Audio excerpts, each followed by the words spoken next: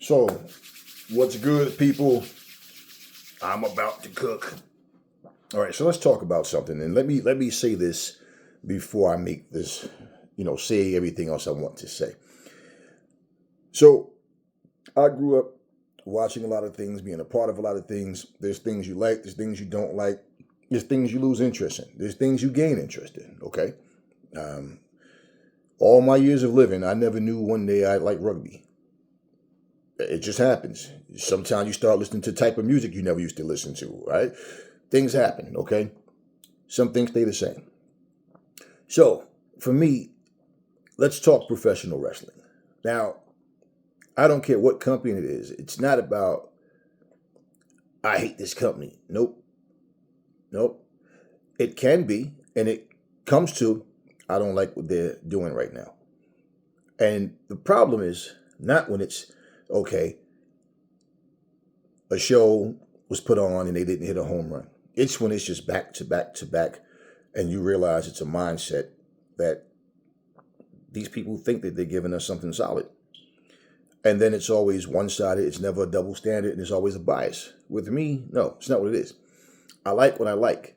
Like, example, you can like an artist's music, and you can like every song on that album. And there'll be people going, only song I like is this one, and this one. Or I hate everything on the album. I don't like it. Right? It's subjective. You like what you like. Other people like what they like. Now, when we talk about something making sense, let's just, for example, if I told you right now that I was in Minnesota and I said I'm going to make a video, I'm going to go live in 10 minutes. If in 10 minutes I told you I'm in New York, you have common sense to know that, okay, he must have been joking, or he was lying, or he made a mistake, because there's no way he got from Minnesota to New York in 10 minutes. Is it not common sense? So, okay, let's not play stupid. That's not subjective. Now, what's subjective is what my intentions was. Did I make a mistake? Was I lying, or was I just joking with you guys? Okay. What's subjective, is what people will agree or come, what conclusion they draw. Because you don't know until I tell you. Okay. The proof will be, though, no, this isn't recorded, this is live. You understand? That's what the difference would be. But you don't, but I said something that couldn't possibly be true. I could have been in Minnesota earlier in the morning, now later at night, or whatever. You understand what I'm saying? Common sense, people. Okay. So when it comes to logic and reasoning, if you're immature, stupid shit will amuse and entertain you. And we'll leave that at that. Because when you're mature-minded, stupid shit don't amuse you and entertain you. Now, when I speak, whether it's AEW, whether it's TNA, whether it's WWE, NWA, whatever, you've never heard me say, I want to see a company go out of business. It does nothing for me at all. So I just roasted some guys on TikTok because I had to pull up facts. And like I tell people, you always see WWE fans constantly. They talk about AEW more than they talk about the WWE, but yet they hate AEW so much, right? WWE fans love week after week after week. And it's always the same people pulling up what AEW's ratings were. And they do it because it's under 1 million views. So they want to always just try to, but it's funny because even like when they would have certain buildings, and we said, listen, same thing TNA was doing at one time when they were at their peak. There's no need, if you're getting 3, 4, 5,000 people a show, there's no need to rent a building that holds 15, 20,000 people, because you're going to have a building half empty or more than half empty, okay? So there's no reason. Book the shows in a building that you can put 3, 4, 5,000 in, so you can have sellout crowds there, and it's more of an anticipation for people that want to get in, because guess what? I couldn't make the last show, so now when it gets to that point, because all of their pay-per-views are in big arenas, and they're always sellouts, pretty much the same people will not go and pull up the graphic of the ratings of Monday Night Raw or SmackDown or NXT. They don't want to do that. So my thing is, I always conquer the bully. I don't like bullies. So instead of you trying to make AEW look bad, you can't talk about what they're doing. Even when they're getting high praise, you still want to find something to complain about. So if people say, "Hey, man, this show was off. This was off the chain. This was a great show." Yeah, but it only drew 6 something. Okay, right. But Raw has dropped from a 5.9 to a 2.3 to a 1.3. A 1.3 is peak TNA numbers. The highest that they've ever had was 2 million people. And people mocked it. Oh, it was only... Why? Because it was still lower than what SmackDown was having, which was a 2.6. And Raw was between 3.2 and 3.4. Now, in 2025, Raw is doing less than what peak TNA was doing. Okay, they're doing those numbers, a 1.3. They're doing that. And we can say that a TNA show had more viewers than a Raw show at one point.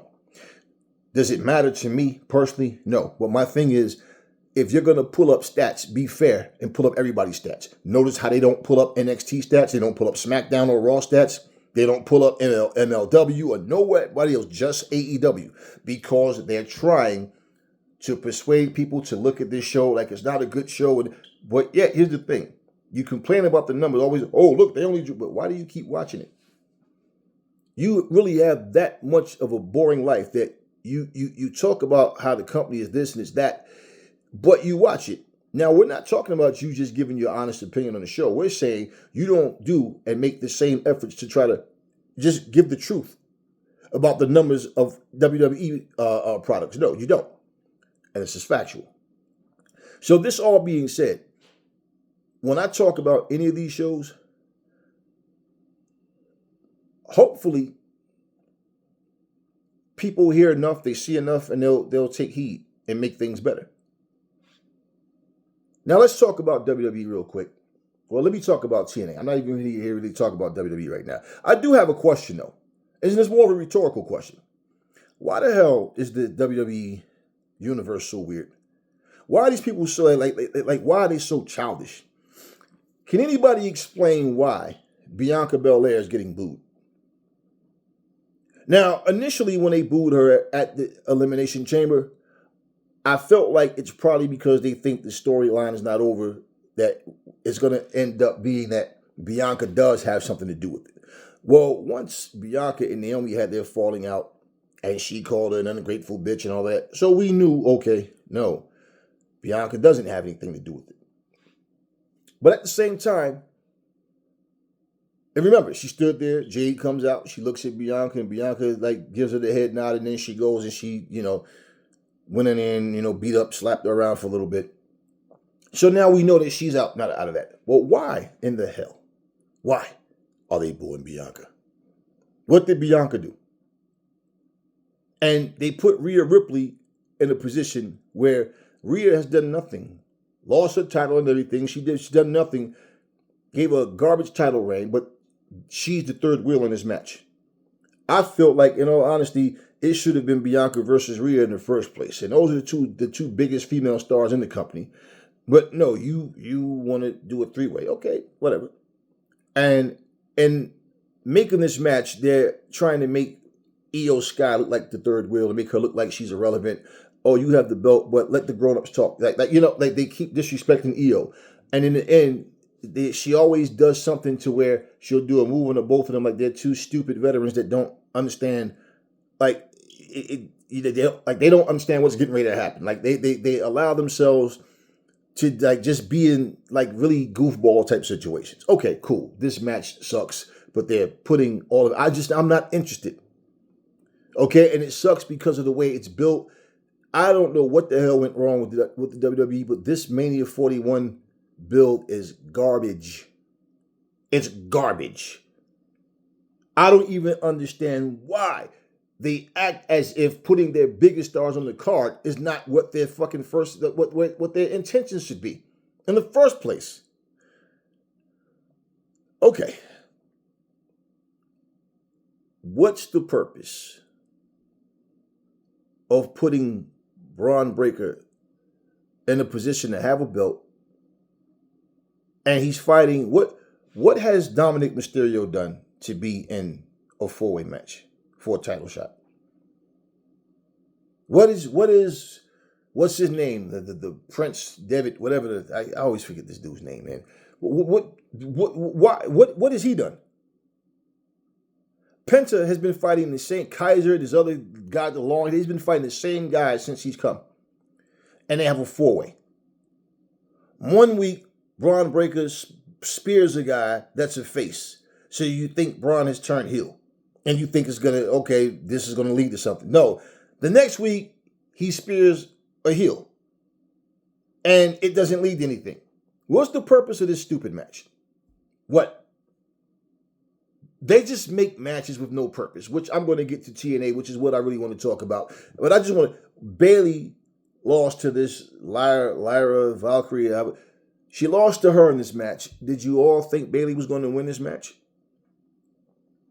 Did you think she was going to win? And bottom line, she's tagging up with her next week, right? Or the end of the week.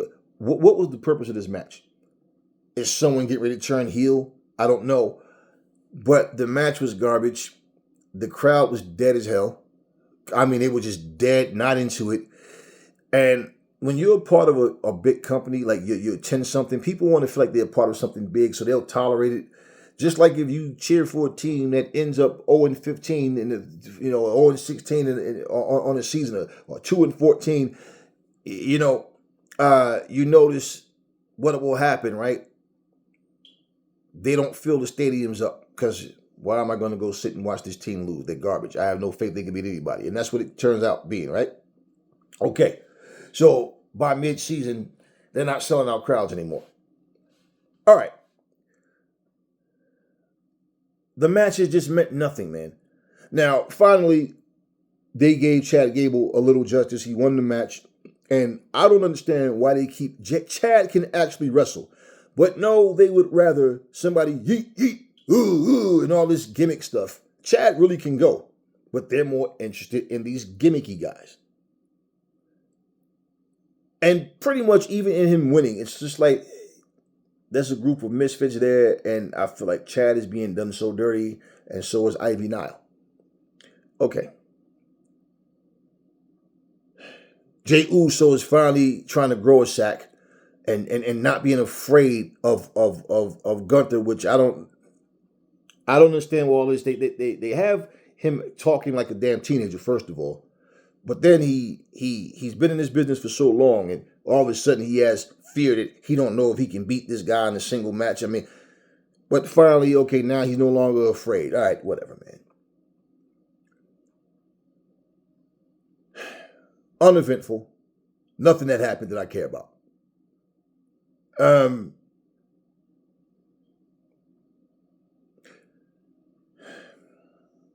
All right, anyways, this is my point with TNA. And this is what I want to talk about. Because just like this stuff just had no actual real purpose, this is what's happening to TNA right now. I remember someone said in the comment section about a month ago, maybe in one of my videos, they said that WWE is treating TNA, they're using them way better. That's what he said. They're using them. I said, well, first of all, WWE shouldn't be using TNA. It should be a partnership. Okay? 2, let me show you how and I've addressed this before, how you're not paying attention to the fact that TNA is not debuting wrestlers coming in to wrestle anybody on Raw or SmackDown, but the developmental show. And in fact, you have these TNA, these wrestling veterans getting pinned by these NXT rookies. The Forbidden Door concept has been completely overkill in the WWE because it's not the Forbidden Door. It's just overkill. Every week, someone from NXT pops up on TNA Impact. Somebody from TNA pops up on NXT. What I find really weird is how the TNA crowd is sitting there chanting NXT, NXT. This is a TNA event, but they're chanting NXT. Yeah, we know at NXT sometime, they've chanted for like Jordan Grace being from TNA or whatever. We get it. But what TNA is not understanding is they're playing second fiddle and they look like just a desperate company that's just glad to be a part of the developmental group of WWE. See, Scott D'Amore wasn't willing to bow down and kiss up to anybody. I don't know what's going on. PCO made it clear. They don't know what the hell they're doing over here anymore. And honestly, I sat here and watched 2 NWA shows, and I told you, NWA shows just feel empty. Because I don't mean the crowd, I mean just the show. Because I don't understand, like the storylines don't make sense. And then they'll give you an event, but it's like, it's not the same building. Like they'll have one match, and the second match will be in a different building at a different. It's like, it's just like when you watch it, it just feels like you're watching reruns or something. So it's like you can't invest in something that you can't follow. So in terms of the storyline, it's like, well, what is the storyline? What's going on here? But I just sat here and watched 2 NWA shows and was more interested in what they were doing than the last, stuff I've seen TNA doing. I watched it. I said, wow. Listen, one of the problems TNA have right now, they have no superstars. They have nobody that you look at right now and feel like, let me tell you, Jordan Grace was the only one. I don't believe in Joe Hendry. Okay, Joe Hendry does absolutely nothing for me.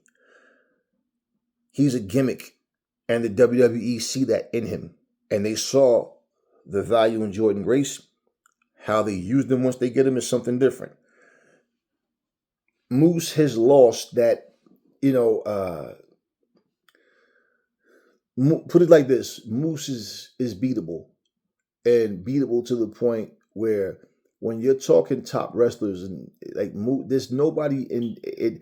Masha Slamovich, she's held this belt and she's doing nothing. She sits in the damn TNA and the WWE crowd with her belt on her shoulder. She pops up at Fourth Row Wrestling and all these other different indies companies. And what is she doing in TNA? Nothing. She's doing absolutely nothing.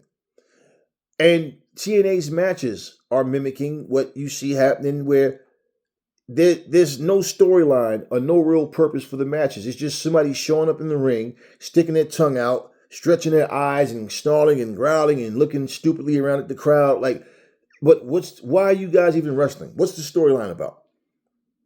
What's actually happening?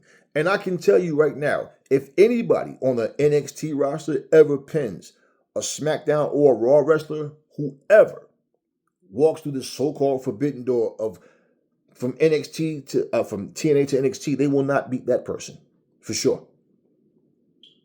So, do we really even care about this NXT TNA? I don't. And I know people, oh, I'm loving this. You guys could care less about TNA until they teamed up with the WWE. And the TNA as its own product is lacking big time. Why is nobody posting that they get 70,000 views a week? Why? Yeah. Why nobody post that? And the thing about it is, I'm not against the companies. Like, I want to see them go out of business. Why? What would that do for me?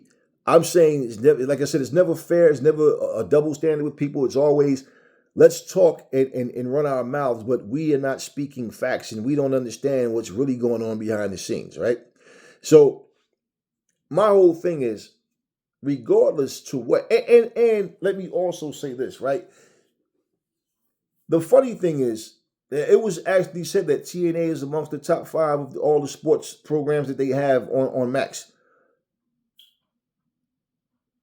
If their numbers is 600 something, 700 something thousand on TNT and TBS, they're still doing good numbers. Like, are you combining those numbers with the Mac? No, they're not, because they don't have those numbers. But it was assured that no, AEW is doing just fine.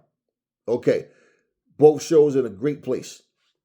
Okay, and pretty much you don't continue to do business with people that's failing.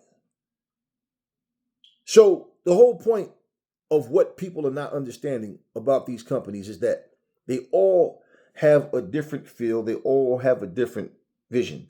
And they go in different directions, but there's people that only believe in one thing.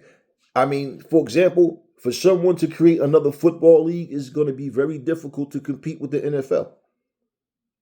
Even if the league is actually great, it's going to be because the NFL is just already established, and it's like people don't want to give anything else a chance.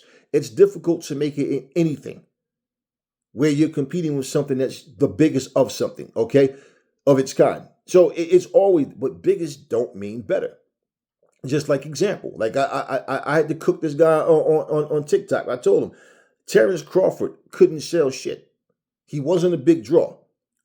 Errol Spence was by far the bigger draw and the biggest draw at 147. Did that make him better than Terrence Crawford? No. In fact, right now, Terrence Crawford still isn't the biggest star. There's still several guys over him. And guess what? They have him ranked pound for pound best fighter in the world. But he's not the biggest star. So just because someone is ranked higher than you, or someone makes more money, someone is a bigger draw, doesn't mean that they're better than you. And bottom line, I don't like WWE more than I like AEW. In fact, the WWE, even when WCW was around, when NWA was around, AWA, when Vince's father was running things, everything was more about the wrestling business. Vince had this divide and conquer mindset.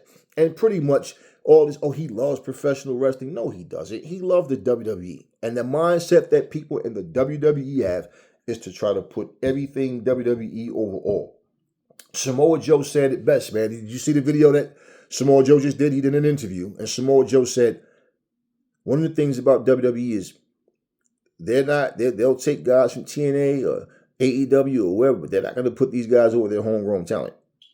This is nothing new. This is what's been going on. Like back when Sting came, and I knew just from the build up and everything, they're trying to make this WCW versus WWE. And that's all this was. And like I said, I wasn't sure of what they wanted to do. One thing I always saw is when you get the drop on somebody, the best of a person, like in non-sanctioned matches, you just get the drop. Usually you lose when it comes to the actual match, most of the time. And I'm sitting there going, okay, so Sting has 5 appearances. This isn't, and I just couldn't see him doing anything major. So he managed to Scorpion Death Drop Triple H twice, and pretty much leading into that match, I didn't see Sting winning this. And I knew factually that I knew it. Like I was confident he was gonna lose when he came out to the ring, because JBL sat there and said, "This is WCW versus WWE." He had to say nothing else. Just him saying that, you think they're gonna, want to see the WCW guy win? And he goes, he tried to take the food out of the mouths of WWE employees and tried to take the food off the table. And this guy's a vigilante and I'm not. Oh, right. Exactly. So he's the enemy. So JBL basically lets you know Sting is about to lose. Simple. Look at how they use so many people that ends up losing and then, ends up leaving and coming to AEW or anywhere else. And the WWE fans think they can dictate where someone is supposed to go. That's not the way things work, though. You or none of us have any say so, and I'm not concerned about trying to direct somebody's life and career. That's those people's business. If they're happy where they are, hey, then that's what it is. Now we can look at people and say we know that they wasn't happy where they were. That's why they left. But you fans decide they shouldn't have left. They should have stayed, regardless to how they were being treated. I saw a video. I didn't watch it, but the thumbnail said Chris Jericho is considering going back to WWE. A lot of this stuff is clickbait. But the last time Chris Jericho was in the WWE, he was nothing but a sidekick to Kevin Owens and a gimmick. Do you know what happens when you don't agree with me? You just made the list. Yeah. And that's what it was. So what would Chris Jericho go back and do in the ring other than just be used to put over younger talent? Then they give him a Legends deal. They have him sitting out there eating dinner, talking shit about his old matches. Okay, that's what he wants. That's what he would want. I didn't even bother. I have no interest even reading, listening to the video. Now, TNA don't realize this, but they're burying themselves. There's nothing going on within TNA exciting. And if the only thing that people do have a little bit of interest in is who's going to walk through the door and challenge someone from TNA, it's like I said, it's nothing exciting anymore. It's happened so many times. You know, a forbidden door concept is completely different. Like, just imagine, for example, there's a match brewing, and all of a sudden, Kenny Omega's coming to the ring, and all of a sudden, whether it's the lights go out and the lights come back on situation, or some music come up that you're not used to, and all of a sudden John Cena comes out, and you got John Cena and Kenny Omega. But yeah, that's a holy shit moment. That's what the forbidden door. The forbidden door is not every week. We're popping up at a different location, and we're popping up in this at a different company to just have our guys go against their guys. That's not what the forbidden door is, and that's not what it ever was. Okay, and like I said before, you didn't see TNA guys wrestling on AEW Dark. Okay, they were on the flagship show, and I mean, hey man, the exposure that, in fact, their viewership had went up when that happened. You have the new hot company come out, and then here you are, been around for a while, and hey man, but this was a cool thing. Okay, see, here's the problem. Like I said, TNA doesn't feel premium. TNA don't have a problem taking a back seat to the WWE. And pretty much, when you look at what TNA is doing, right, it shows you TNA is in control of nothing. Because what AEW did with them, what the WWE is doing with them now, TNA had partnerships with other companies as well. But these are smaller indies companies. Nothing that they did was major. Nothing that they did was able to put them in a position where they can have and keep a TV deal, where they are amongst the top, like really successful, where guess what? If you try to get Jordan Grace from us, no, we could afford to pay her what you can afford. And they're not in that position. Okay, so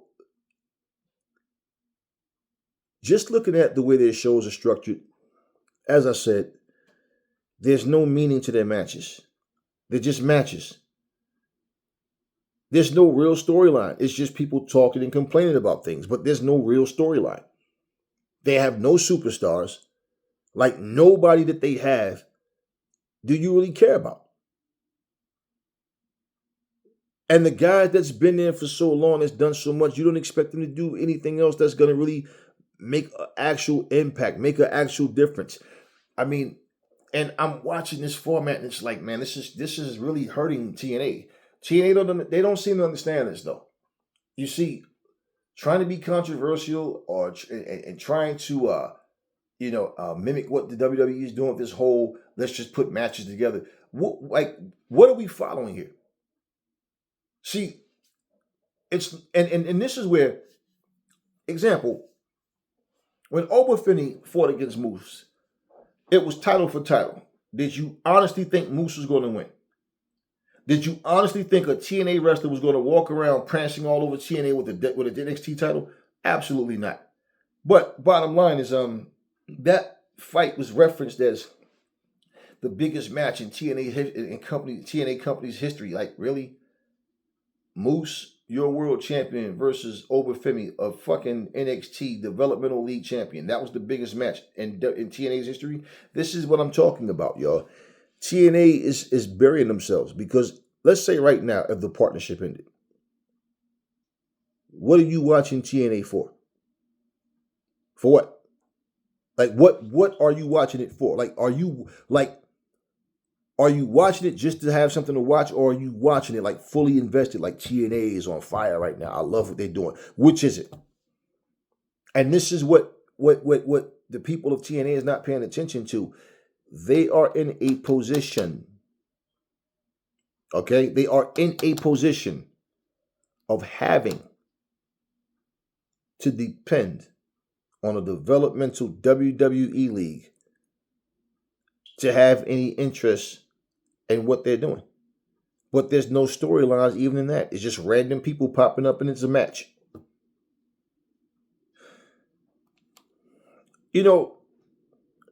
Let's say right now, I created a league.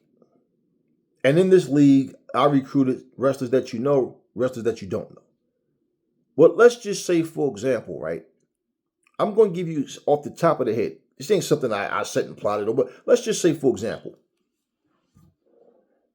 my very first match, let's say I recruited Jay Lethal.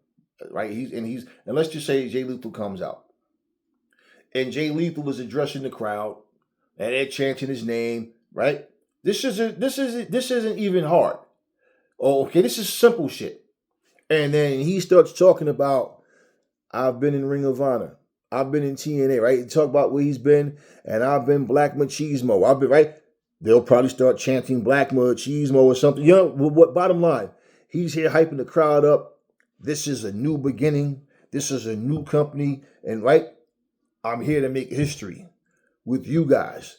You're going to witness, great wrestling. You're going to witness, a show like no other. And I'm here to show that I still have it, blah, blah, blah, this and that, right? Now, let's just say, for example, Braun Breaker is no longer in WWE, and I have Braun Breaker under my banner, right? And he's cutting his pronoun. I'm going to let him say everything he's going to say.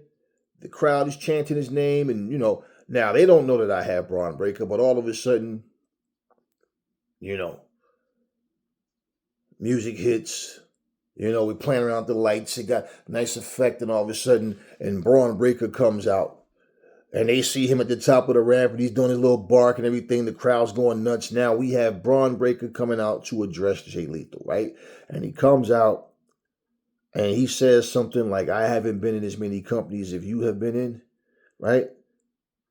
But I'm a winner, and I am here to make my mark in this company, right? And since I'm in the ring, since you're in the ring, all we need is a referee. Do you understand what I'm saying? And guess what? And now, that's night one. And guess what? It's not going to be just a match. No, this is going to lead to something, because whoever wins is going to want revenge, right? So now guess what? When promos are cut, they have a history now. Say Braun wins. Jay wants his rematch, right? Now, you start off, more than likely, you only have one show in the beginning, right? For a while, until you lead to be able to have a second or third show. But bottom line is, they have a feud. They have a beef. They have something that just happened now. Okay, imagine if I said everything I just said, but Braun and Jay Lethal wrestled, and then whoever wins. Next week is another show, and pretty much there's no mentions of it. There's nothing. So every time these wrestlers get in the ring, it's just a match. You have to have stories or something. So if you have 5 matches in one night, yeah, you always going to have matches where, okay, there may not be an actual story behind it, but it is a match. And even if it's a build up to it, one wrestler has something to say to another in a promo package or something, cool. But my point is, like, a lot of times you come back from a commercial, there's just a wrestler in the ring, and he wrestles someone, and, after that match, it leads to nothing.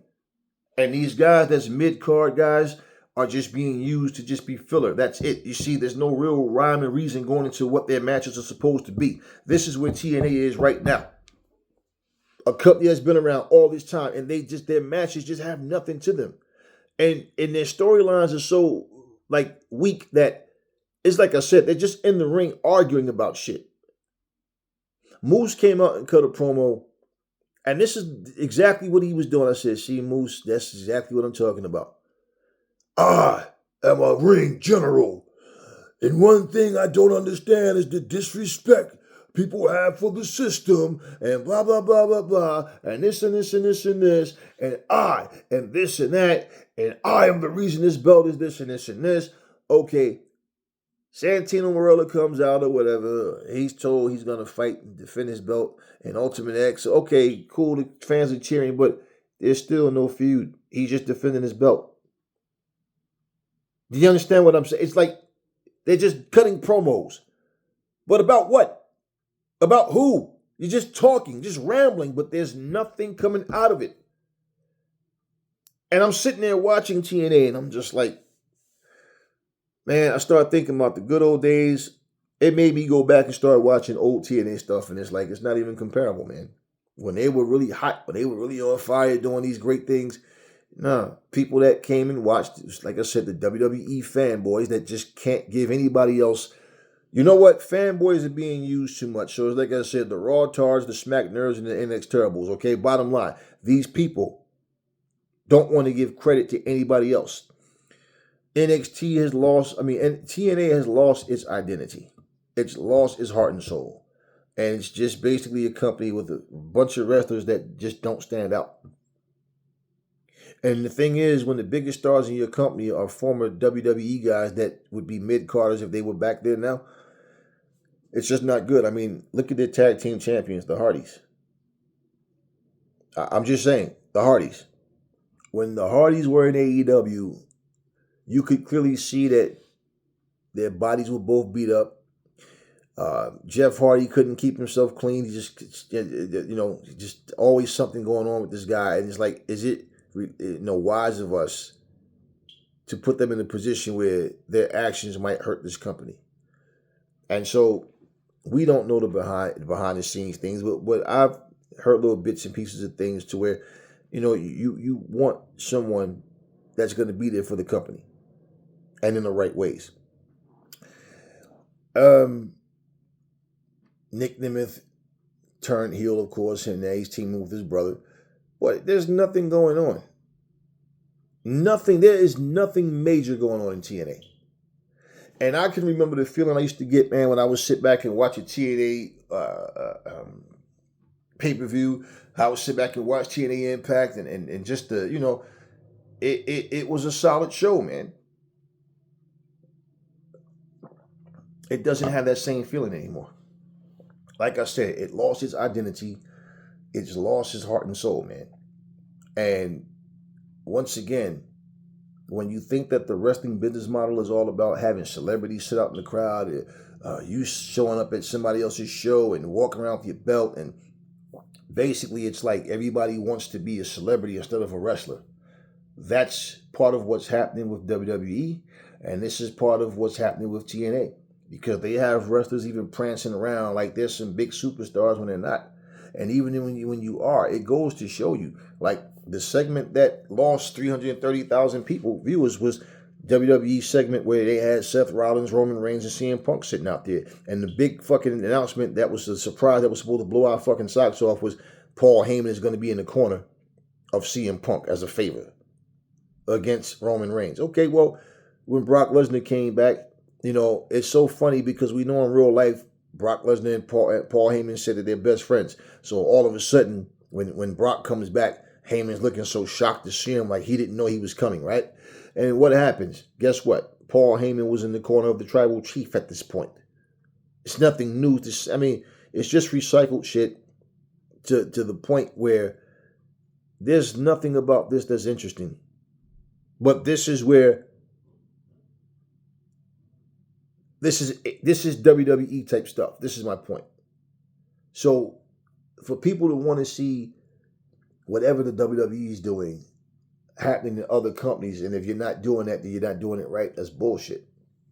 That's pure bullshit. But those type of things is what I'm saying. And I'm watching TNA and I'm looking at I wasn't a fan of this Dead Realm shit. All this teleporting through time and like doing stories like a wrestler got killed, like the Bunny, for example, got killed, but then she pops up in WWE, AEW. We know that. We know that of course she didn't die. But it's like, it reminded me like of the episode of Raw when Vince McMahon went and got in his car and his car got blown up and all this, like just the stupid things like that. Like you understand what I mean? Pretending someone's dead and stuff like that. Like, you know what I mean? Like that type of stuff. I never liked, but I'm looking at TNA right now and it's just hard to watch what they're doing. And they have a bunch of fucking rookies running around their show getting more attention than the homegrown talent. And it just doesn't add up. This is all I got for you guys right now.